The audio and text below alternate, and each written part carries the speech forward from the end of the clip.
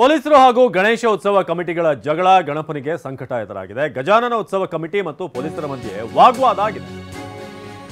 ಪೊಲೀಸರು ಮತ್ತು ಉತ್ಸವ ಕಮಿಟಿ ಜಗಳದ ನಡುವೆ ಗಣಪತಿಗೆ ಸಂಕಟ ಉಂಟಾಗಿರುವಂತಹ ಘಟನೆ ಆಗಿದೆ. ರಸ್ತೆ ಮಧ್ಯೆಯೇ ವಾಹನದಲ್ಲೇ ನಿಂತಂತ ಗಣೇಶ ಮೂರ್ತಿ ಬೆಳಗಾವಿ ನಗರದ ಜವಟ ಗಲ್ಲಿಯ ಗಣಪನಿಗೆ ಸಂಕಷ್ಟ ಎದುರಾಗಿದೆ.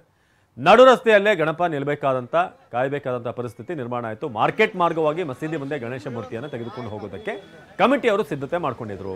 ಆದರೆ ಮಾರ್ಕೆಟ್ ಬೇಡ, ಬೇರೆ ರಸ್ತೆಯ ಮೂಲಕ ಹೋಗಿ ಅಂತ ಅಲ್ಲಿ ಪೊಲೀಸರು ಹೇಳಿದ್ರು.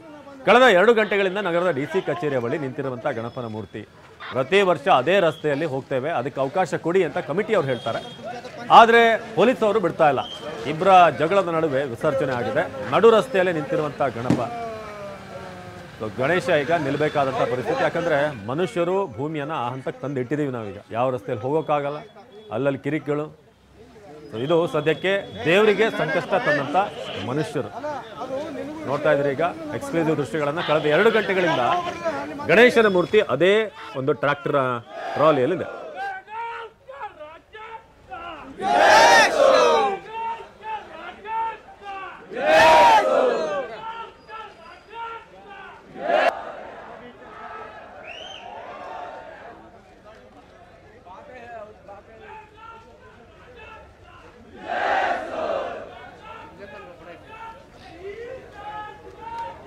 ನಮ್ಮ ಬೆಳಗಾವಿಯ ಪ್ರತಿನಿಧಿ ಸಾದೇವ್ ಬಗ್ಗೆ ಹೆಚ್ಚಿನ ಮಾಹಿತಿಯನ್ನು ನೀಡ್ತಾರೆ. ಸಾದೇವ್, ದೇವರು ಮನುಷ್ಯನನ್ನ ಸ್ವಚ್ಛಂದವಾಗಿ ಬದುಕಿ ಅಂತ ಒಂದು ಅವಕಾಶ ಕೊಟ್ಟು ಭೂಮಿ ಮೇಲೆ ಬಿಟ್ಟರೆ ನಾವೇ ಒಂದಷ್ಟು ಬೇಲಿಗಳನ್ನು ಹಾಕೊಂಡಿದ್ದೀವಿ, ಜಾತಿ ಧರ್ಮ ಬಡವ ಶ್ರೀಮಂತ ಅನ್ಕೊಂಡು.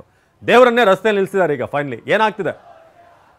ಹೌದು ಅವಿನಾಶ್, ಇದೇನು ಬೆಳಗಾವಿಯ ಚವಾಟಗಲ್ಲಿಯ ಗಣಪತಿ ಏನಿದೆ, ಇದು ಪ್ರತಿ ವರ್ಷ ಕೂಡ ಮೆರವಣಿಗೆಯ ಕೊನೆಯದಾಗಿ ಹೋಗುತ್ತೆ. ಈ ವರ್ಷ ಬೆಳಗಿನ ಜಾವ 4 ಗಂಟೆಗೆ ಗಣಪತಿ ಮೆರವಣಿಗೆ ಹೋಗ್ಬೇಕಿತ್ತು. ಆದ್ರೆ ಈ ಬಾರಿ ಕೆಲವೊಂದಿಷ್ಟು ಬದಲಾವಣೆಯನ್ನ ನಗರ ಪೊಲೀಸರು ಮಾಡಿರುವಂತದ್ದು, ರೂಟ್ ಬದಲಾವಣೆ ಮಾಡಿರುವಂತದ್ದು. ಆದ್ರೆ ಇವರು ಪ್ರತಿ ವರ್ಷ ಏನು ಕಳೆದ ಸುಮಾರು ವರ್ಷಗಳಿಂದ ಈ ಒಂದು ಮಸೀದಿ ಮತ್ತು ಶನಿವಾರ ಕೋಟ್ ಮಾರ್ಗದಿಂದ ಏನು ಹೋಗ್ತಾರೆ, ಆ ಒಂದು ಮಾರ್ಗದಲ್ಲೇ ನಮಗೆ ಅವಕಾಶ ಕೊಡಿ ಅನ್ನುವಂತ ಮಾತನ್ನ ಬೆಳಗಿನ ಜಾವ 4 ಗಂಟೆಯಿಂದಲೂ ಕೂಡ ಹೇಳ್ತಾ ಬಂದಿದ್ರು. ಆದ್ರೆ ಪೊಲೀಸರು ಕೂಡ ಅದಕ್ಕೆ ಅವಕಾಶ ಇಲ್ಲ ಅನ್ನುವಂತ ಮಾತನ್ನ ಹೇಳಿದ್ರು.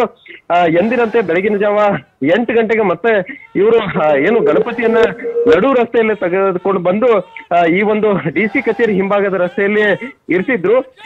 ಪೊಲೀಸರು ಕೂಡ ಅವ್ರನ್ನ ಮನವೊಲಿಸುವಂತ ಕೆಲಸ ಮಾಡಿದ್ರು ಕೂಡ. ನಾವು ಪ್ರತಿ ವರ್ಷ ಹೇಗೆ ಹೋಗ್ತೇವೆ ಅದಕ್ಕೆ ಅವಕಾಶ ಕೊಡಿ ಅಂತೇಳಿ ಪಟ್ಟು ಹಿಡಿದಿರುವಂತ ಕಾರಣಕ್ಕಾಗಿ ಈಗ ಪೊಲೀಸರು ಮತ್ತು ಅವರ ನಡುವೆ ವಾಗ್ವಾದ ಕೂಡ ಆಯ್ತು. ಕೊನೆಯದಾಗಿ ಡಿಜೆಗಳನ್ನ ಬಂದ್ ಮಾಡಿಕೊಂಡು ಅದೇ ಮಾರ್ಗದಲ್ಲಿ ಹೋಗೋಕೆ ಅವಕಾಶವನ್ನು ಕೂಡ ಕೊಟ್ಟಿರುವಂತದ್ದು. ಅವಿನಾಶ್, ಧನ್ಯವಾದ ಸಾದೇವ್.